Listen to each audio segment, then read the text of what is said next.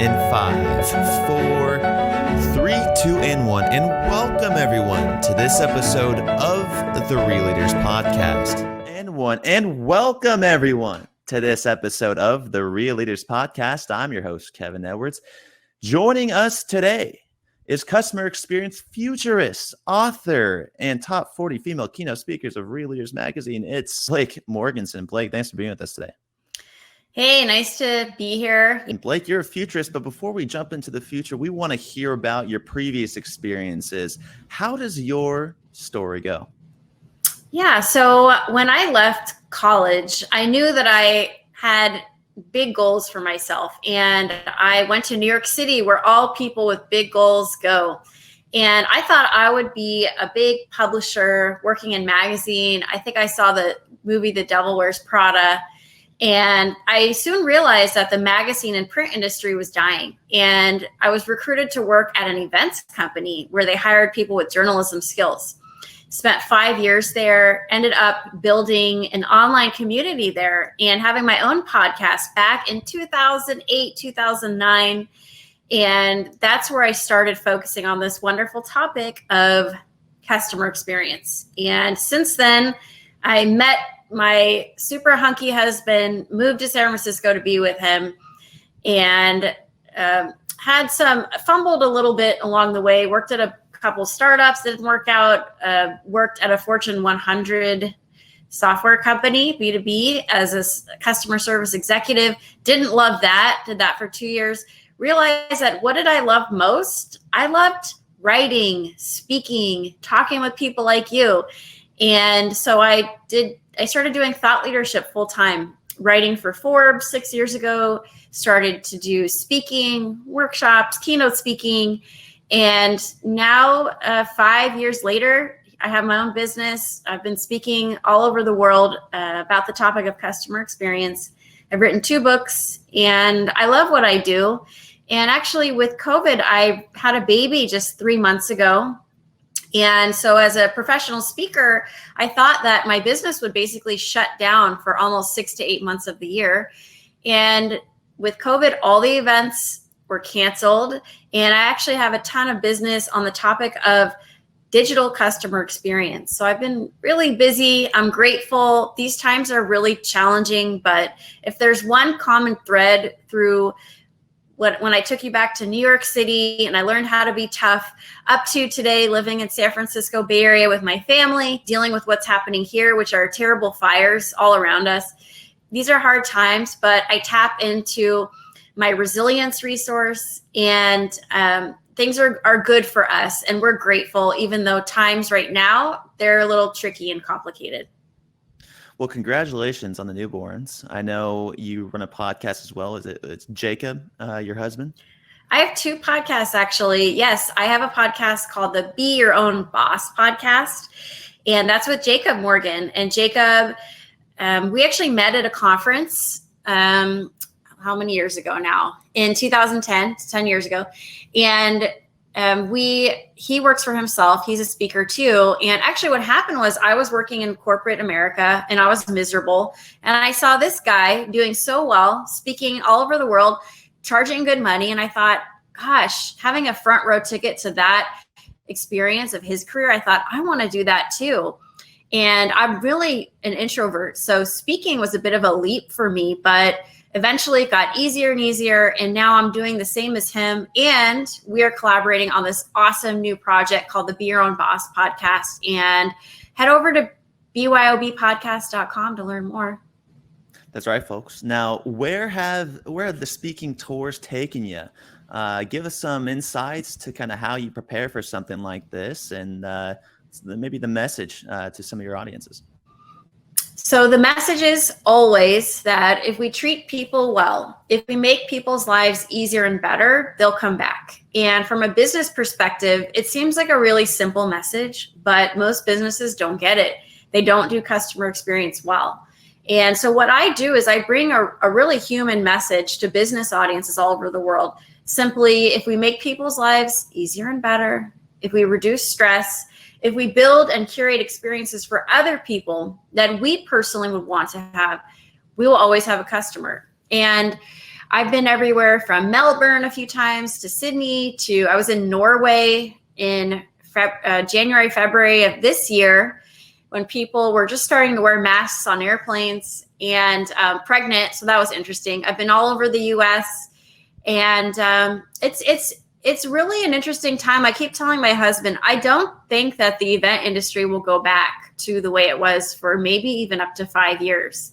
But when we do meet in person, it will be ultra special. But I think that the virtual event industry, like podcasts, videos, webinars, this is growing by leaps and bounds. And I think it's a good thing. I think this is the silver lining in COVID is that we're making it easier for people to get access to information, knowledge, thought leadership without traveling, without flying. It's actually better for the environment if we don't host these huge conferences that create so much trash, and flying obviously is not great for the environment. So there's some good things coming out of what can be seen as a really difficult situation with COVID. Absolutely. Now, Blake, let's stick to digital customer experience. For those listening to this for the first time, what does that mean to you? What is the difference between a digital customer experience and customer support? Tell our audience what you have found throughout your years of research. Yeah, so customer experience is simply how we make people feel when we engage with the customer. And the digital customer today, she's getting these seamless, zero friction customer experiences from her iPhone, from Spotify, from Netflix, from Apple products, as I mentioned, from Amazon. And then she interacts with her insurance provider, DMV, healthcare, and she's getting a really disjointed, unpleasant customer experience. So, in your own life, everybody listening to this podcast, maybe watching from your computer at home, there's a real variety of customer experiences from absolutely terrible to so seamless and wonderful that we want to come back. And so the goal of what I do is to teach companies how to be customer-centric over being product-centric. So what does that mean? That means that most companies run their business according to what would make their own business more profitable, what would make their own legacy operation run more smoothly. They're not thinking, well, how can we go the extra mile for the customer?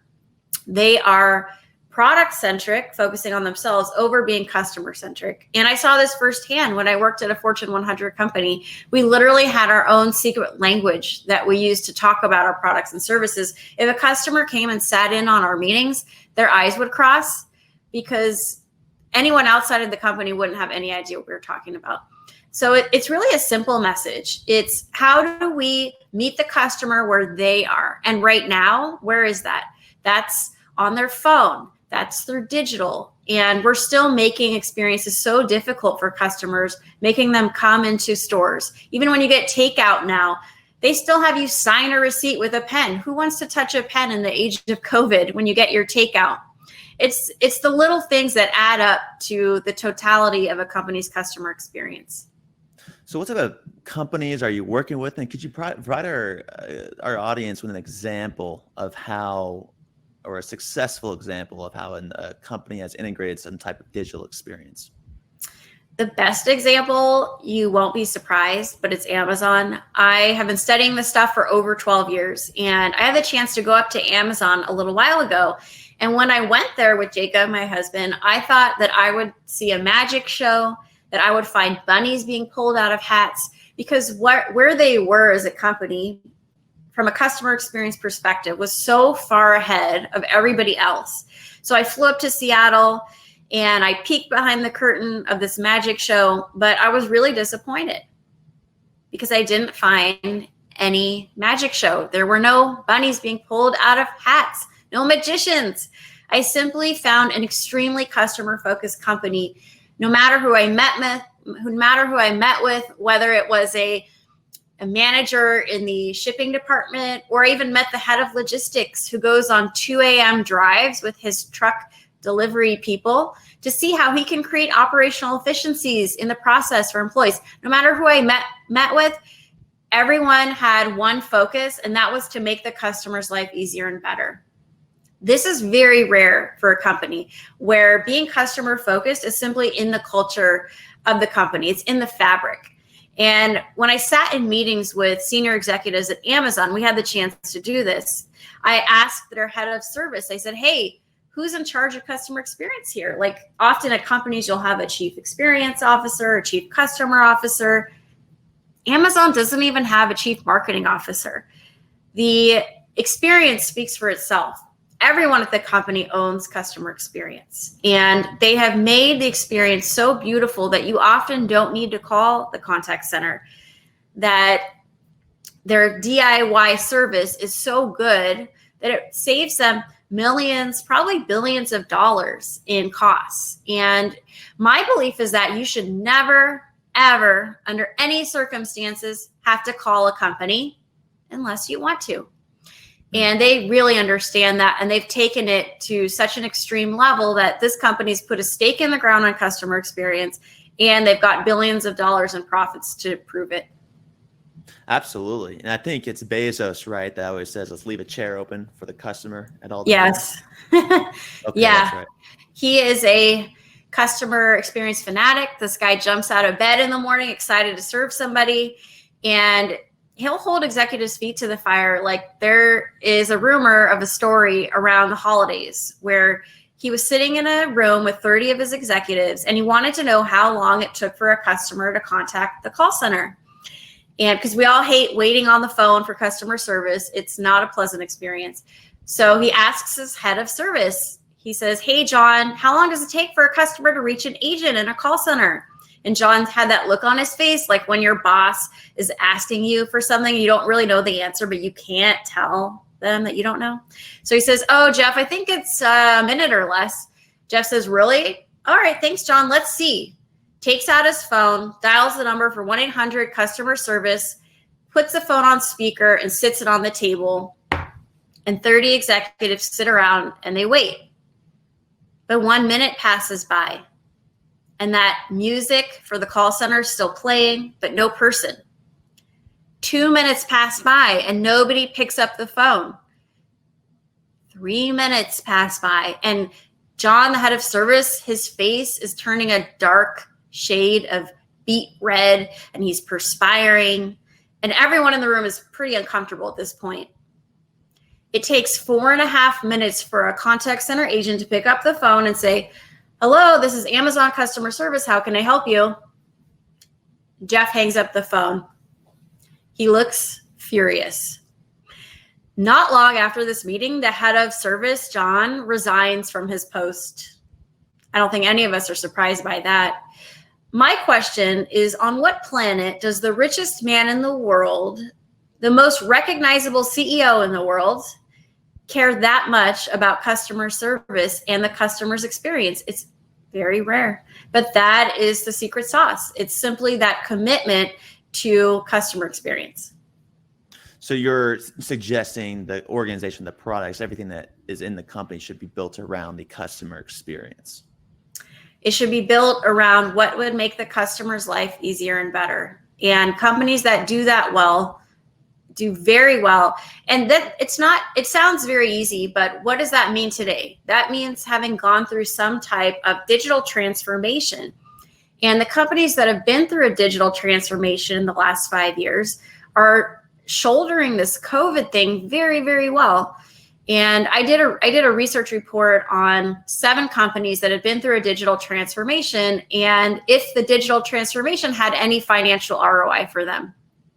So I looked at companies like Microsoft, Best Buy, Home Depot, Target, Nike, Hasbro.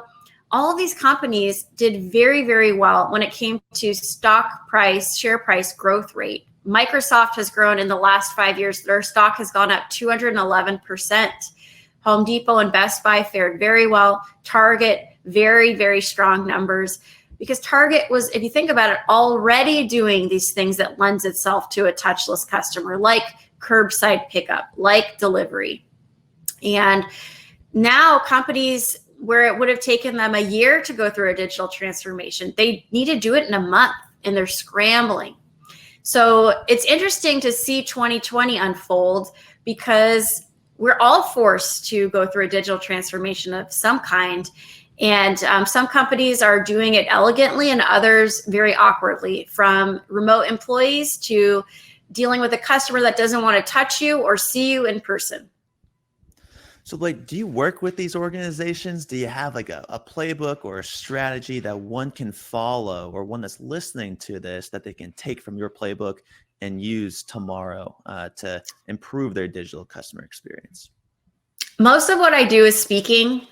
And what I advise companies to do is follow my 3 areas of the customer of the future. And actually I have a course coming out on the customer of the future very, very shortly, launching in just a few days, and happy to share that with people who are watching and listening.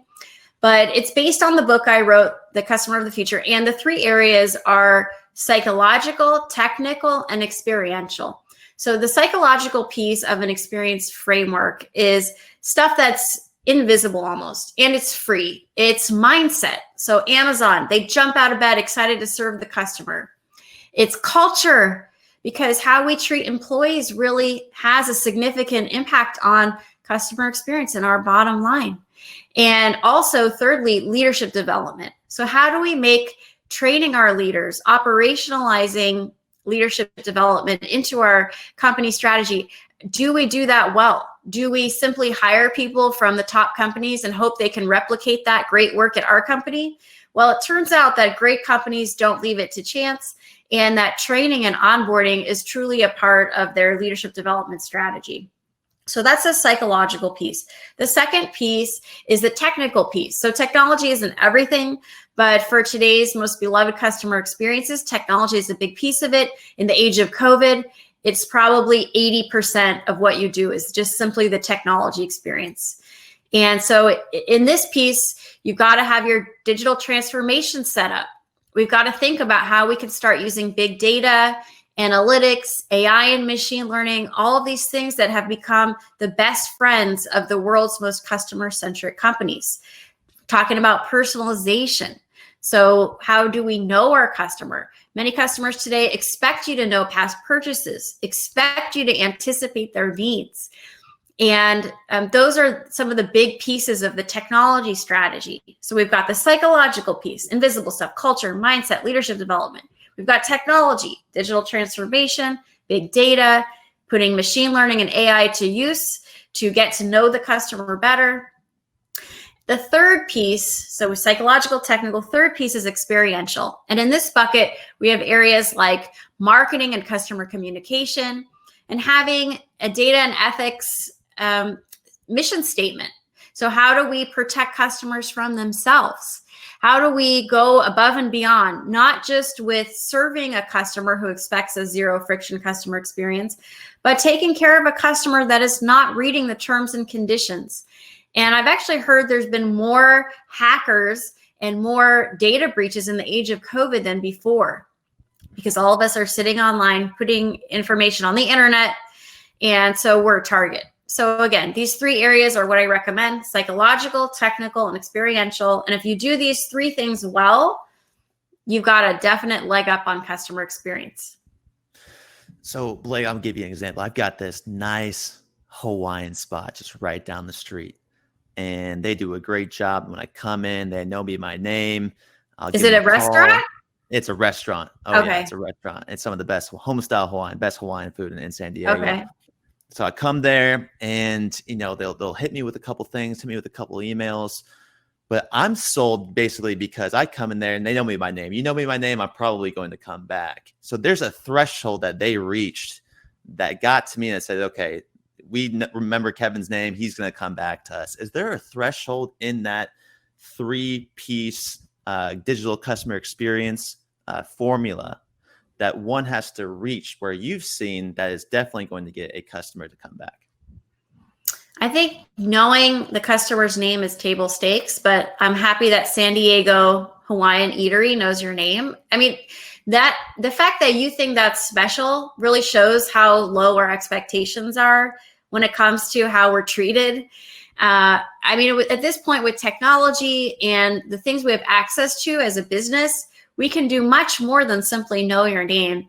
And so I think at a minimum, we need to know who our customer is, what they've bought in the past, what their favorite Hawaiian what is it, like fried chicken or pokey? I'm guessing. The big brother combo. Yes. So, right. So knowing your favorite food, but this is like the table stakes is simply knowing who the customer is, what their preferences are. Taking that a step further is, well, we know that he bought some fish, some raw fish. Maybe he wants some nice rice with that.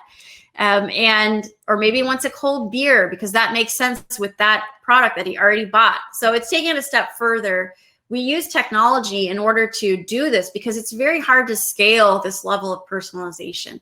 But if we can use technology to create these delicious, personalized experiences, then customers will come back because they're not getting them. Companies do not organize themselves around the customer. They organize themselves on how to be most profitable for the next quarter. And they're not willing to make these bets, make the investments, be misunderstood for long periods of time, like the Amazons of the world, like Netflix. And that's a shame because the companies that do it well, they are reaping all of the profits and the others are getting left behind.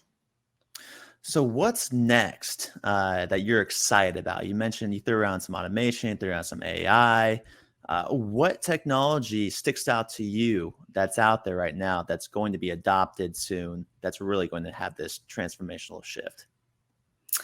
Yeah, I would say that AI and machine learning are already being used in exciting new ways to, like, for example, Spotify, where most of us are miserable teenagers. Spotify knows your preferences and uses machine learning to dig into what your preferences are. And they'll create these time capsule playlists based on your age and your preferences to serve up something that's really nostalgic. Like for me, I was born in 84. So around 2000, I was 16 years old. So all of Enrique Iglesias, Jennifer, like all this music when I was 16 and the world, it was 2000, New Year's, you could imagine. So when I hear that music, it takes me back and I love it. And every time they release these time capsule playlists on Spotify, their acquisition and retention numbers go way up. So again, it's applying this innovation to serve a customer that is hungry for a personal experience. When we think about in-store retail experiences, wow, COVID certainly turned those on their head. The idea of the touchless customer, a customer doesn't want to touch cash, doesn't even want to sign for the takeout food, like I mentioned. And when I went to Amazon, I did shop at their Amazon Go store. And so now this type of automated technology is taking off all over the world. And I don't necessarily think it means that humans will be out of the equation. I think that there is still a role for humans to make people's lives easier and better. Because the truth is, according to research from Ernst & Young, in the future, customers want more human interaction, not less. And so how do we use these technologies in thoughtful, ethical ways to make customers' lives easier and better without disqualifying the human element? Because I've seen all the shows. None of us want this dystopian view of the future where robots end up killing us. There's a lot of shows like this. So I think that's not the case, but we need more thoughtful leaders. And your magazine is all about strong leadership. For me, strong leadership is all about that thoughtfulness factor, knowing who our constituents are, who our customers are, and the future that we want for the planet. And we're fully in charge of that. But there are some key things we need to start doing now to ensure that we do have a good planet for our kids. Definitely. Now that word thoughtful and ethical, for me, being in marketing, I don't know if it goes that well with marketing in itself and data collection, predictive algorithms. We are spending more and being marketed. We don't have any free will anymore. Blake, we have free won't. Marketers are getting so good at this stuff. Is it ethical to incorporate and integrate AI and predictive technologies to get and squeeze as much money out of one customer alone? I don't agree. I think that marketers are not. So I warned you I wasn't sweet. This is an example. I don't think marketers are good at their jobs. I every day am constantly spammed with images, messages, text, calls that are not relevant for me, that I just delete and block, unsubscribe, subscribe to content where I don't have to even deal with ads, like Hulu, Netflix, pay for premium content. I don't watch ads. So I don't think they're good. I think we all work in our jobs towards certain metrics, and the metrics they're holding themselves to or being held to make zero sense. For example, when you search for something on the internet, that through cookies, they follow you everywhere you go. Like if you want to buy something, after you buy it, you're going to, like, for example, I just bought a swimsuit and from Miracle Suit, that's what it's called. And Miracle Suit followed me everywhere I went. After I bought the swimsuits, I already bought them. Bad marketing. Marketers don't listen. And so there's really a market and a need for a new era of marketing innovation, where the marketer is listening, is participating in a cultural discussion, is engaging, not just spamming or blasting. And I've heard CMOs, like the CMO of Citi I interviewed on my podcast, The Modern Customer, and she talked about they had a painful look in the mirror. They splashed some cold water on their face saying, wow, like as a brand, we did some market research and feedback. Like our customers hate us. They don't feel emotionally connected with us. They say we don't listen. And so I think that, again, marketers might be patting themselves on the back saying, look what a good job we're doing. But if you actually asked your customers, they would say, yeah, like I hate you. Like you're not adding value. You're annoying. You're interruptive. And the minute that I get the opportunity to delete you from my world, I absolutely will. And so I think that marketing is going to face a huge reckoning in the next few years, where they're going to be obsolete unless they start changing the conversation. Absolutely. I mean, I guess you do agree then. Is it ethical was the question. Do you believe that marketing is ethical or unethical in that sense? Yeah, that's it. It's a great question. I actually don't think it matters, because I think that right now the cream rises to the top. So it doesn't matter if you're ethical or not unethical. If you're not adding value, you're out. So customers will decide and vote with their wallets. So again, we're in this Darwinistic phase where innovation wins, and ethical, unethical, if you're not adding value, if you're not making customers' lives easier and better, and I think that's the ethical thing to do, you're out. But hopefully that answers your question in a roundabout way. Definitely. Well, okay. So Blake, you mentioned Citigroup. They say our customers hate us. They don't like us. We've lost their trust. How do you build something like that back? What they did was they did a whole 180 on their brand. They started paying more attention to where their money was going. They started this whole marketing program to support actually women musicians, because they found that there was a real disparity or gap in women that have a voice in music. And the industry is really run by men, like most industries. And so they started investing huge dollars, backing artists that no one had heard of, and giving a voice to the voiceless. And so really investing in good causes. I know you came out, you found me, you put me on your women's list. So clearly, like, you guys are looking into this topic of, well, women are underrepresented across the board. So how can we give them a platform? So Citi actually did that. They said, well, there's clearly a need to do that. We have money, we're a bank. These women are suffering because they're not being given the microphone or the opportunity or the stage. And so it's about, again, being ethical and thinking, how are we serving the community? And they really started doing that, serving the community. How is gender balance playing a role in marketing nowadays and customer experience? Your quote, most executives are males, male dominant boards, male dominant marketers. What does something like bringing in a female's perspective do for the company and their customers as a whole? Yeah, I would say that the research shows, in my book, I highlight this, that women are prone to empathy. I mean, we bear children. I had a baby 3 months ago. There's nothing that makes you more empathetic than raising little babies. And I mean, not all women choose to have children, but I do think women, not to gender this to death, but are in a unique position to have empathy. And what is empathy? It's listening. It's understanding how the other person feels. Well, that's customer experience in a nutshell. It's like, how does the person on the receiving end feel? And if I know how they feel, what experience can I craft or build considering how they feel? And so I think women are uniquely positioned to do well in customer experience. Customer service jobs you can actually do from home. So I think the industry will start to see a shift as moms, especially in California, I read recently a CNN article, are quitting their jobs because kids are not in school. Kids are doing Zoom school. All my neighbors and my friends are launching their kids on Zoom courses this week for their schools and like pulling their hair out. It's a nightmare. It's really disorganized. And so again, moms are having to think about their careers. Customer service is a great career because you can do it from home. And customer experience is a hugely growing field that's going to grow leaps and bounds, billion-dollar predictions for the next few years.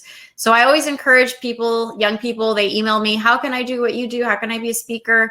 I think customer experience is a really interesting new industry. And you can start by starting from the bottom. I actually did customer service on Twitter for a Fortune 100 company. And that gives you invaluable insights into how the sausage is made, so to speak, to how customer service works, and actually all that experience in the trenches, doing the grimy stuff, doing stuff nobody else wanted to do. Nobody wanted to do customer service. It's not exciting. It's not glamorous. Marketing is glamorous. That's how I got to do this job. So I feel like your willingness to get your hands dirty women they get their hands dirty. Being a woman is a very tough job today, especially in the age of COVID with kids at home, and we're the emotional sponges so often for the family. But I encourage women to get into this field, customer experience, get on the stage, start speaking, start having a voice. And I would say customer experience. There are a lot of women in my industry like Jean Bliss and Annette Franz and Sheila McGee-Smith. A lot of people have been doing this a lot longer than me. And in fact, when I started doing this in 2008, I can remember interviewing the women that now I see on the same list as me, but they really paved the way having this voice for this topic of customer experience. And Blake, I just have a personal question because Yes. I've been doing this podcast a lot and we're all about gender balance. And recently I've just been getting guests from a lot of connections, and those happen to be male. And then I look back at my list and I go, oh my gosh, my audience is unbalanced now. It's about 60 male, 40 female, or it used to be 55, 45 around there. When you see that I have more guests, male guests, what would be your advice to me to improve that? And do you hold a grudge against me because I don't have as many female guests on my show? No, I don't hold a grudge against you. In fact, I looked at my own podcast recently and I thought, wow, I don't have women of color. I don't have Black women on my show. I'm not sure, honestly, if I've ever had an African-American woman on my show. And it's upsetting, but I think if we're aware of it, we can start to change the ratio. Right.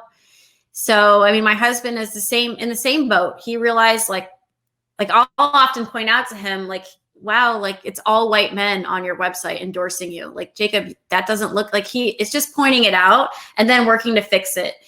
And so also I'm happy to get you 10 to 20 guests. I can refer people over to you really easily. So get recommendations from people. And yeah, I think it's just about awareness. None of us are perfect. Recently, I've been called out for things on the internet. You just got to be self-aware, I think, and apologize when you've messed up and try and fix it. But we're all awkwardly trying to be human, trying to be empathetic right now. So I think this is a really human moment in the world that we need to just lead with empathy. How does it feel to be the other person and try to see from their perspective? I like that. Let's stick on this. Customer pressure, stakeholder pressure. For instance, United Airlines has a video of some guy refusing to get off a plane. It goes viral on Twitter. Yes. It causes a lot of social pressures and customers saying, I don't want to fly United. How important is it to, one, listen to that customer, but two, also, like you just said, apologize and rethink a strategy to move forward?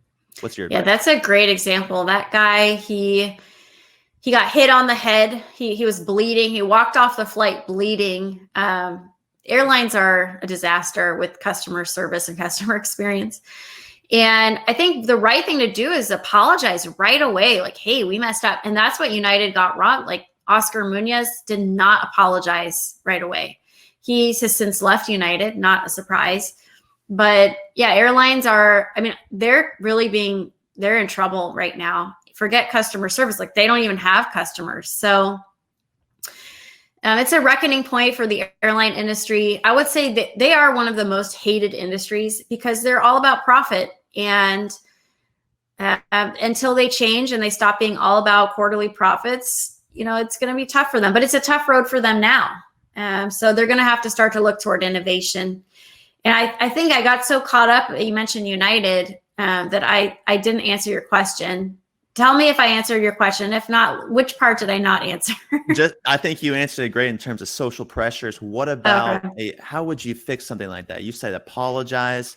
How do you use a digital experience? For instance, the reason that had happened was because an algorithm had said, you're a low budget flyer. We're going to single you out and strategically do this through our algorithm system and basically just take you off versus the first class flyers. It had nothing. They said it was random. It's all through algorithm, folks. So that's a type of digital integration that they had used. What is something that they could do, or a plan, or I guess just what's your feedback on something like that?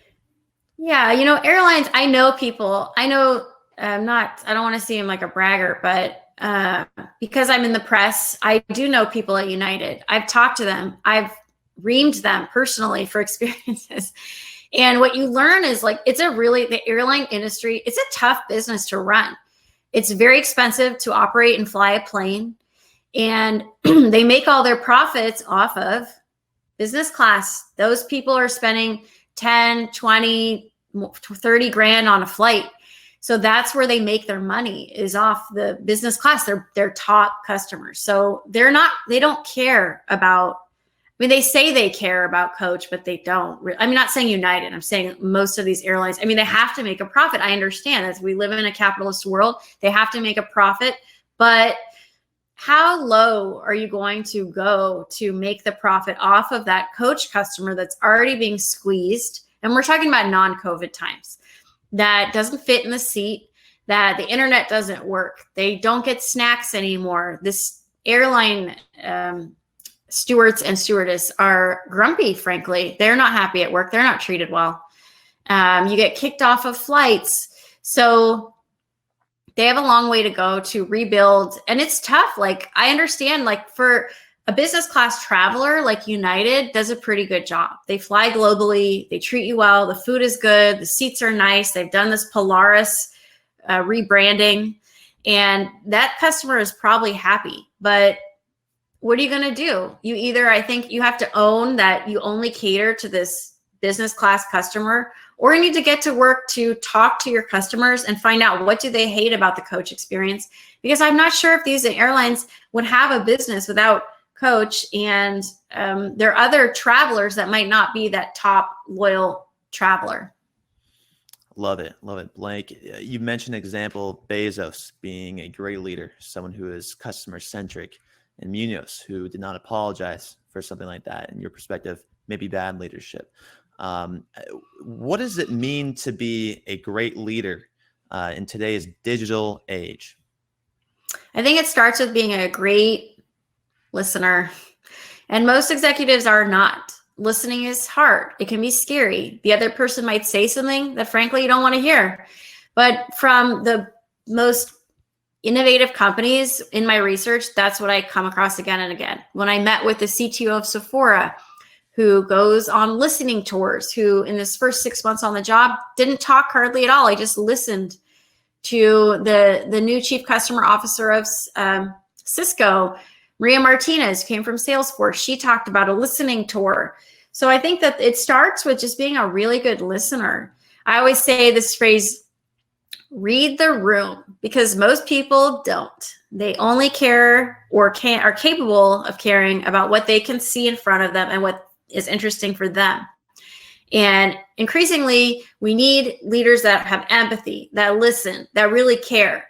CEOs that go into the call center, that want to know how the sausage is made in the factory, that spend time with customers. And that's what it takes today to be a strong leader. I think too many executives are still in the ivory tower. They don't want to get in the dirt. They don't want to go into the contact center. They don't want to find out what's happening in the factory. but that is how you gain an advantage today. You can do that through even finding a chance for an operational efficiency, like the head of logistics at Amazon who goes on 2 a.m. drives to figure out how can we make deliveries more efficient, because a small improvement in an efficiency can actually translate into huge profits for the company. And they do that through huge improvements to the employee and the customer experience.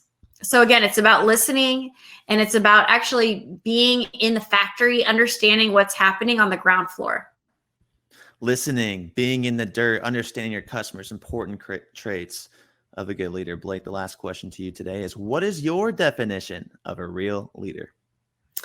My definition of a real leader is a brave leader, because bravery today is so critical. Whether you are even just the leader in your home, for your family, showing bravery is hard. And you have to be an optimist to show bravery, because you believe that the world is going to get better, that every day you do your best with what you have. And to me, bravery is such a beautiful thing that we need to instill in all people, especially women, especially young girls, to give them a voice. Because I think that if we have a more balanced society, it's better for society. We're building a more inclusive society. So again, bravery to me is the most beautiful trait, and everyone is capable of bravery if they just dig deep, take a deep breath, and tell themselves, I can do this. Well, from firsthand experience, Blake Morgan, we appreciate you coming on the show and sharing your experience today over this Real Leaders podcast. For Blake Morgan, I'm Kevin Edwards, asking you to go out there, be brave, folks, and always keep it real. Blake, appreciate your time. Thank you. All right. While Blake's sticking around here, folks, we got a couple questions flying in today. If you're on LinkedIn, come on over to the Crowdcast. Ask your questions. Blake will be here. Not so sweet answers, maybe. We'll see. All right, Blake, while you're getting a refreshment, this one comes in from Julie, and she asks, what's the best format for a virtual event you've seen so far? The best format for virtual events, you know what? It depends what kind of event. From a COVID perspective, if you're just trying to improve engagement with your team and your boss, I've actually heard, I think I might have heard it on this show. I actually interviewed Lisa Bedell, who was on this show from Future Think. She's great. Mm-hmm. And she recommends doing fun. Well, first of all, she recommends short meetings, short events, but also having some fun with it. So take your team on a little tour of your home, show a little bit of flair of who you are. But you're probably not talking about internal meetings. You're probably talking about conferences and stuff. What I've seen is just shorter, more engaging bites. I think people are getting a little webinar conferenced out. I had a client who bought some webinars for me. They said, you know what? We actually want to sponsor a podcast instead. So sponsoring engaging content, conversations like this one between two people on video, getting the audience to engage. And I actually have a podcast I did, which I'd love to send you, from the CMO of Zensar Technologies, who is in this industry of transforming all types of events, concerts, and everything. And he had some interesting ideas, because he even shared like, the company that auctions off really expensive art. What's that company? It's slipping my mind right now, but like they have to put these $1 million pieces of art online and auction them through the internet. And so how do you do that? So in the podcast, he talks about that. I'd love to send it to you if you want to send me an email, blake@blakemichellemorgan.com. But like I said, get creative. People are sick of webinars. Keep it short, keep it punchy. I even designed a course, and I know people hate courses, long and boring. I hired an animator, and he made cartoons off of what I'm saying. So it's not just you watching me. So again, get creative and know that people don't have long attention spans right now. They're being interrupted all the time. So how does that translate into a better experience that maybe you can watch on your phone, slip back to your computer, take a break, come back, make it fun and engaging. Hopefully that helps, and love to hear from you if you want to send me an email. Yeah, and Julie, just to go off of that, I actually listened to Blake's podcast on the Modern Customer podcast with the CEO of Zensar. It was a fascinating episode. Okay. We talked about the virtual event that the DNC used, some technology from a guy who used to be an artist. It was awesome, and apparently they had like 10x'd their amount of people that came on. which is incredible. So again, folks, Modern Customer Podcast, go on there. A lot of good resources. And Julie, thank you for the question. Blake, this one comes from Noah. Noah asks, if someone is currently working in marketing, what advice would you give them for the future of their career? Can you repeat that one? I'm just wondering if this is someone in my family watching who was like, it'd be so funny if we asked a question with the name of your 3-month-old son. It's probably someone in my family trolling me. Advice for, or maybe not, advice for someone in marketing and what career advice? Currently working in marketing, what advice would you give them for the future of their careers? Yeah, I would honestly encourage you to get experience working in different departments. I would definitely encourage you to work in customer service. There are very few people who have experience in customer service and marketing. These departments rarely talk to each other, but because of the digital customer, the future of marketing is more customer service and vice versa. I think in the future, we might not even have these two departments. It'll just be one of experience. So again, get a diversity of experiences. Don't stay in marketing. Do that dirt work that I talked about. Go on customer service, be on the phones, answer social media questions. This is really going to serve you. Get out of your comfort zone. Get off. Don't just do those as about newsletters and content creation. You've got to learn this new innovative approach to engagement, which is just as much about listening, answering relevant questions as it is about sending communication out in an outbound marketing fashion. Noah. Come on, Noah. Last one comes from Peter. He asks, how do you go about listening to your corporate customers or prospects, i.e. the people who pay you for your speaking and consulting or consulting? Yeah. So this is a tough one. There have been times where I've gotten great feedback that people love my work, whether that's speaking or writing. And then I've had some really harsh feedback. And the point is we all get hard feedback, but it's what you do with it. Or you get good feedback. What do you do with that? So I had gotten some bad feedback from some speeches that were devastating. I honestly almost threw in the towel. I felt like I don't want to do this job anymore. I feel so vulnerable. This hurts so bad. I mean, there's nothing more personal than feeling like being on a stage and sharing your ideas with a bunch of strangers that are just staring at you. And then I decided to watch some how-to videos on YouTube, some speaking experts, and I found a guy, Abrahams is the last name, Matt Abrahams, and he's at Stanford, and he has this talk about think fast, talk smart, has like 16 million views. And I thought, Stanford, that's like an hour from me. I wonder if he would take me on as a client. So I ended up working with this as the speaking coach, and he helped me with all the speeches for my new book. And all the speeches after working with him, I haven't gotten one negative review since working with him. So when we get bad feedback, we can either quit and just throw in the towel, or we can say, well, let's not take it personally. This is just simply information that we can consider as we work to improve ourselves. And that's what I did. I don't dote on positive feedback. Like even being on your list, it was exciting because people like Bethany Frankel were on your list. And I thought, wow, that's great. The list of top 40 speakers. But I also don't let it go to my head because you can't let good feedback or bad feedback kind of get to you. You've got to be able to separate from it a bit. But, and also I think Seth Godin has really good advice around feedback. And you guys might not be a professional speaker. I mean, this is a very weird job. And so I'm giving you advice as a speaker.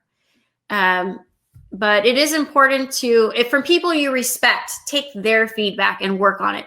Do your speech or practice in front of people you trust. But if people aren't invested in your success, you might want to take their feedback with a grain of salt. And so I think you have to be careful with who you let in.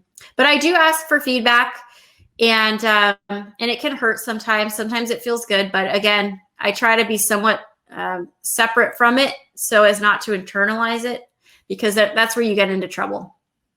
Well, Blake, I thought you were great today. I think you gave our audience a lot of great insights. The last question I have personally is, what's been the biggest difference between speaking to an audience in person versus now on virtual? It's a really different, it's a lot different.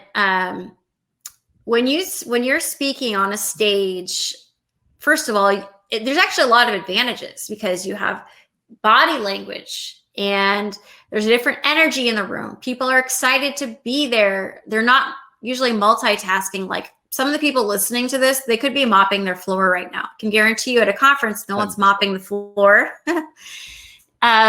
But it's very different. And you have to work on, there's a lot of things that speaking, it looks easy, but a lot will go into it to make it look that easy. It's actually very hard.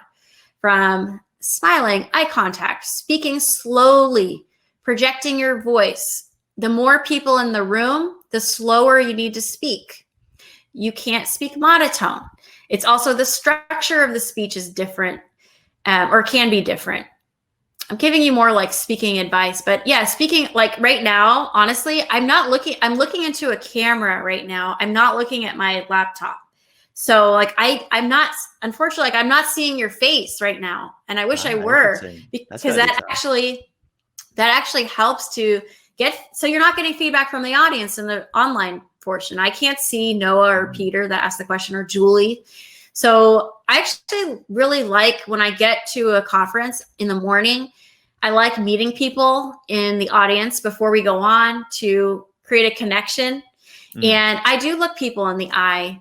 I also, one of the things I love to do is make jokes. And of course, in a really big conference, you don't want to make jokes or go off script because it can seem a bit strange. But most of the conferences I do are like 300 to 600 or 700 people. Okay. More around like 400 people. I can see the audience.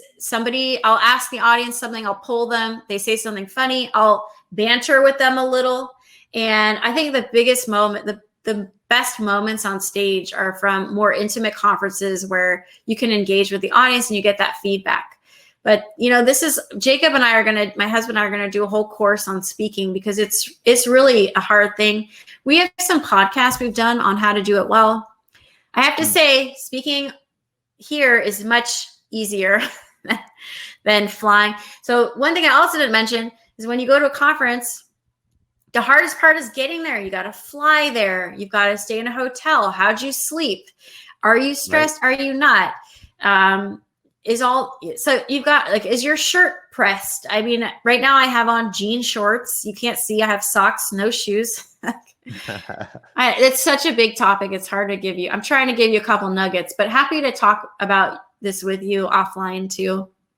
Well, Blake, first off, appreciate that, one. And then two, if people are interested in your courses, if they're interested in the podcast that you've been mentioning a few times, if they're interested in just anything about you, where do they go to find more information?